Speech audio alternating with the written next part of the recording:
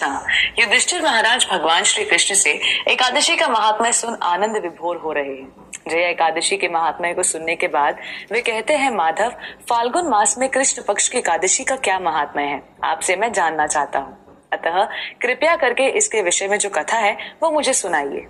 इस पर भगवान श्री कृष्ण कहते हैं कि फाल्गुन मास के कृष्ण पक्ष की एकादशी को विजया एकादशी कहते हैं।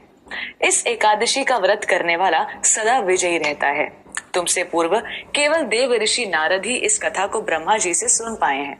तुम मेरे प्रिय हो, इसलिए तुम मुझसे ये कथा सुनो। त्रेता युग में मर्यादा पुरुषोत्तम श्री रामचंद्र जी को जब 14 वर्ष का वनवास हो गया, तब वे श्री लक्ष्मण तथा सीता जी सहित पंचवटी में निवास करने लगे। वहां पर दुष्ट रावण ने जब सीता जी का हरण किया, तब इस समाचार से श्री रामचंद्र जी तथा लक्ष्मण अत्यंत व्याकुल हुए और सीता जी की खोज में चल दिए।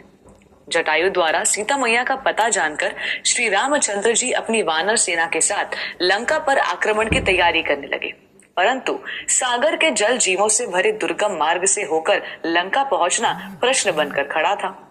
भगवान श्री राम इस अवतार में मर्यादा पुरुषोत्तम के रूप में दुनिया के समक्ष उदाहरण प्रस्तुत करना चाहते थे, अतः आम मानव की भांति चिंतित हो गए। जब उन्हें सागर पार जाने का कोई मार्ग नहीं मिल रहा था, तब उन्होंने लक्ष्मण से पूछा कि हे लक्ष्मण, इस सागर को पार करने का मुझे कोई उपाय नहीं सूझ रहा है। अगर तुम्हारे पास कोई उपाय है तो बताओ। श्री रामचंद्र जी की बात सुनकर लक्ष्मण बोले, प्रभु, आपसे तो कोई भी बात छिपी नहीं है। आप स्वयं सर्व सामर्थ्यवान हैं। फिर भी मैं कहूंगा, यहाँ से आधा योजन दूर परम ज्ञानी वक्दालभ्य मुनि का निवास है। हमें उनसे ही इसका हल पूछना चाहिए।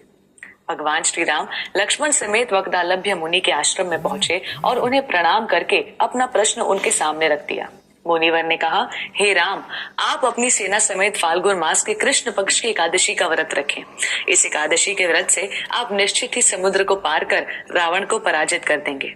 श्री रामचंद्र जी ने तब उक्त तिथि के आने पर अपनी सेना समेत मुनिवर के बताए विधान के अनुसार एकादशी का व्रत रखा और सागर पर पुल का निर्माण कर लंका पर चढ़ाई की।